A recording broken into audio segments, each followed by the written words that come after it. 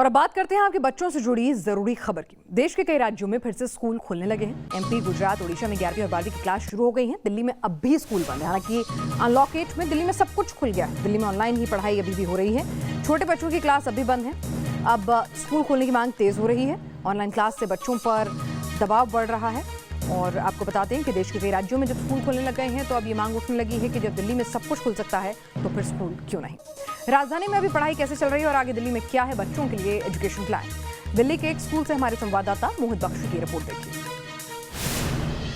जिंदगी पटरी पर लौटने लगी है और उसी के तहत अनलॉक में ऑफिसेज खुल गए, मेट्रो, बसेस सब में सफर की इजाजत है। साथ ही साथ बाजार और मल्टीप्लेक्स तक खोल दिए गए हैं, लेकिन इंतजार है स्कूल खुलने का।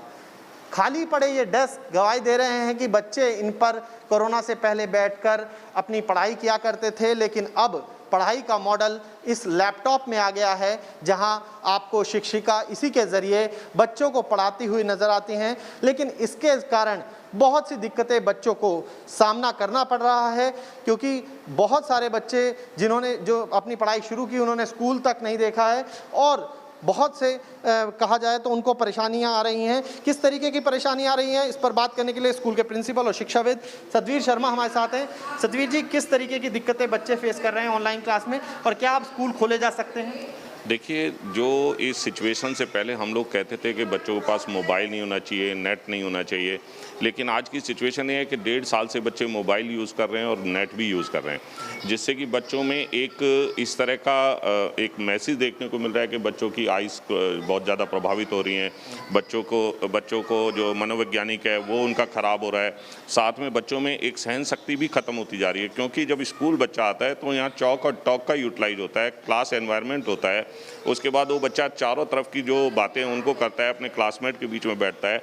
जहाँ बच्चों को स्पोर्ट्स रूम होता है, गेम्स का होता है, तो वहाँ बच्चों का ऑल राउंड डेवलपमेंट होता है, जो कि उसकी एनर्जी स्कूल में हम यूटिलाइज करते हैं और घर जाकर के बच्चे बहुत अच्छे से उसके पेरेंट्स से मिलते हैं आप, तो क्या कहते हैं पेरेंट्स? देखिए, ज़्यादातर पेरेंट्स का कहना है कि अब स्कूल खुल जाने चाहिए, लेकिन उसका सोशल डिस्टेंस का ध्यान रखें और साथ में जो हैंड सैनिटाइजेशन है उसका हम ध्यान रखें। तो हमने भी अपनी सारी तैयारियां कर रखी हैं और पूरी तैयारी के साथ हम लोग स्कूल खुलने का इंतजार कर रहे हैं। स्कूल खुलते हैं तो फिर कैसे बच्चे बैठेंगे, क्या 50-50 रेशो आप लोग किस तरीके से अपना रहे हैं? देखिए, हम लोगों ने प्लान किया है कि जो कैपेसिटी हमारे रूम की है उनका 50% बच्चों को हम बुलाएंगे और 3-3 फीट का डिस्टेंस हम हर बच्चे के बीच में रखेंगे।